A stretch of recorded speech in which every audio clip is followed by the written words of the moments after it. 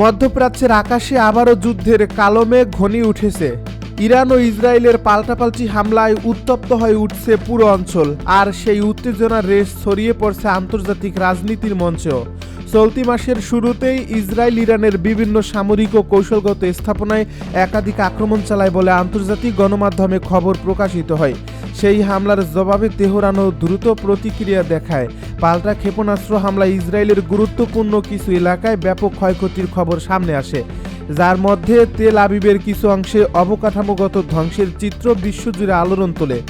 অনেক বিশ্লেষক এমনকি ওই পরিস্থিতিকে যুদ্ধবিধ্বস্ত গাজার ধ্বংসস্তূপের সঙ্গে তুলনা করতে শুরু করেন।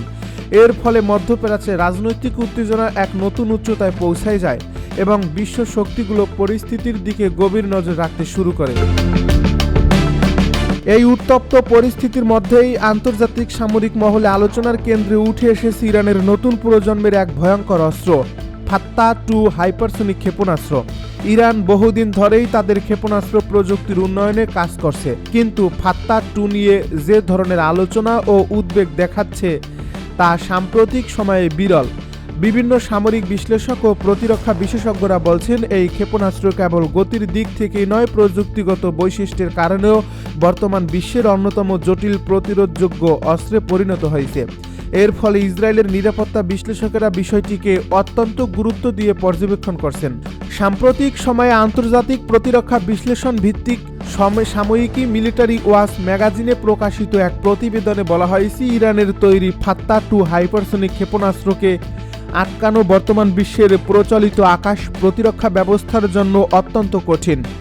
এই প্রতিবেদনে উল্লেখ করা হয়, চলতি মাসের প্রথম দিন থেকে শুরু হওয়া উত্তেজনাপূর্ণ সামরিক অভিযানের সময় ইসরায়েলের একাধিক গুরুত্বপূর্ণ লক্ষ্যবস্তুতে এই মডেলের অন্তত কয়েকটি ক্ষেপণাস্ত্র ব্যবহার করা হয়েছে বলে ধারণা করা হচ্ছে। এসব হামলার ফলে ইসরায়েলের উন্নত প্রতিরক্ষা ব্যবস্থার কার্যকারিতা নিয়ে নতুন করে প্রশ্ন উঠতে শুরু করছে। বিশেষজ্ঞদের মতে, এই ক্ষেপণাস্ত্রের প্রযুক্তিগত বৈশিষ্ট্য এমনভাবে তৈরি করা হয়েছে যাতে প্রচলিত রাডার ও প্রতিরোধ ব্যবস্থা সহজে এটিকে শনাক্ত করতে না পারে।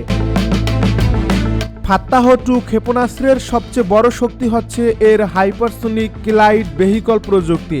এই প্রযুক্তির কারণে ক্ষেপণাস্ত্রটি বায়ুমণ্ডলের উপরের স্তরে অত্যন্ত দ্রুত গতিতে উঠতে পারে এবং তারপর লক্ষ্যবস্তুর দিকে অস্বাভাবিক গতিতে ধেয়ে আসে।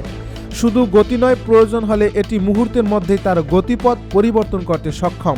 এই ধরনের কৌশলগত ম্যানুভার বা গতিপথ পরিবর্তনের ক্ষমতা থাকায় প্রচলিত ইন্টারসেপ্টর ক্ষেপণাস্ত্রের জন্য এটিকে লক্ষ্য করে প্রতিহত করা অনেক কঠিন হয়ে পড়ে।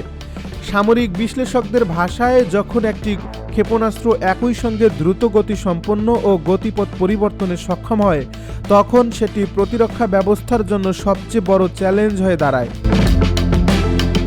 বিশেষজ্ঞদের মতে, বিশ্বের বেশিরভাগ ক্ষেপণাস্ত্র প্রতিরক্ষা ব্যবস্থা মূলত ব্যালিস্টিক ক্ষেপণাস্ত্রের গতিপথ হিসাব করে প্রতিরোধ গড়ে তোলে, কিন্তু হাইপারসনিক প্রযুক্তি সেই প্রচলিত হিসাবকেই অনেকটাই অকার্যকর করে দেয়, কারণ হাইপারসনিক অস্ত্র অত্যন্ত দ্রুত গতিতে চলার পাশাপাশি মাঝপথে গতিপথ পরিবর্তন করতে পারে। এর ফলে প্রতিরক্ষা ব্যবস্থার জন্য আগাম অনুমান করা কঠিন হয়ে যায়। এই কারণে সাম্প্রতিক বছরগুলোতে যুক্তরাষ্ট্র, রাশিয়া ও চীনের মতো শক্তিধর দেশগুলো হাইপারসনিক অস্ত্র প্রযুক্তি উন্নয়নে ব্যাপক বিনিয়োগ করছে। ইরানও সেই প্রযুক্তিগত প্রতিযোগিতায় নিজেদের অবস্থান শক্ত করার চেষ্টা করছে বলে বিশ্লেষকদের ধারণা। এদিকে ইসরায়েল বহুদিন ধরেই বিশ্বের অন্যতম শক্তিশালী ক্ষেপণাস্ত্র প্রতিরক্ষা ব্যবস্থার জন্য পরিচিত। আয়রন ডোম, ডেভিড স্লিং ও অ্যারো সিস্টেমের মতো প্রযুক্তি ইতিমধ্যেই বহুবার কার্যকারিতা প্রমাণ করছে। তবে সামরিক বিশেষজ্ঞরা বলছেন, ইরানের নতুন প্রজন্মের ক্ষেপণাস্ত্র প্রযুক্তি সেই প্রতিরক্ষা ব্যবস্থার সামনে নতুন ধরনের চ্যালেঞ্জ তৈরি করছে, কারণ এই প্রতিরক্ষা ব্যবস্থা মূলত রকেট ও ব্যালিস্টিক ক্ষেপণাস্ত্র ঠেকানোর জন্য তৈরি। কিন্তু হাইপারসনিক অস্ত্রের ক্ষেত্রে পরিস্থিতি সম্পূর্ণ ভিন্ন হতে পারে। এর ফলে ইসরায়েলের প্রতিরক্ষা পরিকল্পনায় নতুন ধরনের কৌশল যোগ করার প্রয়োজনীয়তা নিয়ে আলোচনা শুরু হয়েছে। বিভিন্ন সামরিক বিশ্লেষকদের মতে, যুক্তরাষ্ট্র ও ইসরায়েলের বর্তমান প্রতিরক্ষা ব্যবস্থাগুলো আগেও ইরানের পুরনো ব্যালিস্টিক ক্ষেপণাস্ত্রের চাপ সামলাতে বেশ ব্যস্ত হয়ে পড়েছিল। এর মধ্যেই যদি নতুন হাইপারসোনিক প্রযুক্তি কার্যকরভাবে ব্যবহৃত হয় তাহলে প্রতিরক্ষা ব্যবস্থার উপর চাপ আরও বেড়ে যেতে পারে। এমন পরিস্থিতিতে প্রযুক্তিগত দৌড়ে এগিয়ে থাকতে হলে নতুন ধরনের প্রতিরক্ষা ব্যবস্থা তৈরি করা ছাড়া বিকল্প নেই বলেও মত দিচ্ছেন অনেক বিশেষজ্ঞ। ইসরায়েল ইতিমধ্যেই ভবিষ্যৎ প্রতিরক্ষা পরিকল্পনা নিয়ে কাজ শুরু করছে বলে বিভিন্ন সূত্রে জানা গেছে। দেশটির প্রতিরক্ষা বিশ্লেষকরা জোন ডিফেন্স নামে একটি নতুন ধারণা নিয়ে আলোচনা করছেন। এই ব্যবস্থায় আকাশ প্রতিরক্ষা ব্যবস্থাকে একাধিক স্তরে ভাগ করে বিভিন্ন প্রযুক্তির সমন্বয়ে একটি সমন্বিত প্রতিরক্ষা কাঠামো তৈরি করার পরিকল্পনা রয়েছে। তবে এই ধরনের প্রযুক্তি বাস্তবায়ন করতে হলে দীর্ঘ সময়, বিপুল অর্থ এবং জটিল গবেষণার প্রয়োজন হবে বলে মনে করা হচ্ছে। এর ফলে তা বাস্তব কার্যকর হতে বেশ কয়েক দশক সময় লাগতে পারে। এদিকে মধ্যপ্রাচ্যের বর্তমান পরিস্থিতি বিশ্ব রাজনীতিকেও নতুন করে ভাবতে বাধ্য করছে। ইরান ও ইসরায়েলের মধ্যে উত্তেজনা নতুন মাত্রায় পৌঁছালে তা শুধু এই দুই দেশের মধ্যে সীমাবদ্ধ থাকবে না, বরং পুরো অঞ্চল জুড়ে অস্থিতিশীলতা তৈরি করতে পারে। বিশেষ করে জ্বালানি বাজার, আন্তর্জাতিক বাণিজ্য এবং বৈশ্বিক নিরাপত্তা পরিস্থিতির উপর এর প্রভাব পড়তে পারে বলে আশঙ্কা করা হচ্ছে। এর ফলে যুক্তরাষ্ট্রসহ বিভিন্ন শক্তিধর দেশ কূটনৈতিকভাবে পরিস্থিতি শান্ত করার চেষ্টা চালিয়ে যাচ্ছে। হরমুজ প্রণালী নিয়ে স্বস্তির বার্তা দিল ইরান। কৌশলগতভাবে গুরুত্বপূর্ণ হরমুজ প্রণালী বন্ধ করার কোনো পরিকল্পনা নেই বলে জানিয়েছে ইরান। তবে চলমান যুদ্ধ পরিস্থিতির কারণে এই পথ দিয়ে জাহাজ চলাচল ইতিমধ্যে কমে গেছে। শুক্রবার এ সংবাদ প্রকাশ করছে আল জাজিরা। ইরানের সেনাবাহিনীর একজন মুখপাত্র বলেছেন, হরমুজ প্রণালী খোলা থাকবে, তবে যুক্তরাষ্ট্র ও ইসরায়েলের জাহাজে হামলা করা হবে। ইরান এ গুরুত্বপূর্ণ সামুদ্রিক পথ বন্ধ করার পরিকল্পনা করছে না। চলমান যুদ্ধের ফলে সৃষ্ট বিপদের কারণে এ প্রণালী দিয়ে নৌযান চলাচল হ্রাস পেয়েছে। তিনি বলেন, আমরা হরমুজ প্রণালী অতিক্রম করতে ইচ্ছুক কোনো জাহাজকে বাধা দেব না, তবে নিজেদের নিরাপত্তার দায়িত্ব ওই জাহাজ কর্তৃপক্ষের।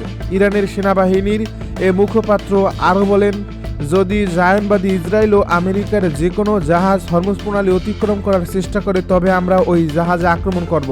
বিশ্ব বাণিজ্যের জন্য অত্যন্ত গুরুত্বপূর্ণ এই জলপথ দিয়ে প্রতিদিন বিপুল পরিমাণ তেল ও গ্যাস পরিবহন করা হয়। এর ফলে এখানে উত্তেজনা বাড়লে বৈশ্বিক জ্বালানি বাজারেও বড় ধরনের প্রভাব পড়তে পারে বলে মনে করছেন বিশ্লেষকেরা। সবচেয়ে বড় রণতরীকে ভূমধ্যসাগর থেকে লোহিত সাগরে নিয়ে যাচ্ছে যুক্তরাষ্ট্র। নিজেদের সবচেয়ে বড় রণতরী ইউএসএস জেরাল্ড ফোর্ডকে ভূমধ্যসাগর থেকে লোহিত সাগরে নিয়ে যাচ্ছে যুক্তরাষ্ট্র।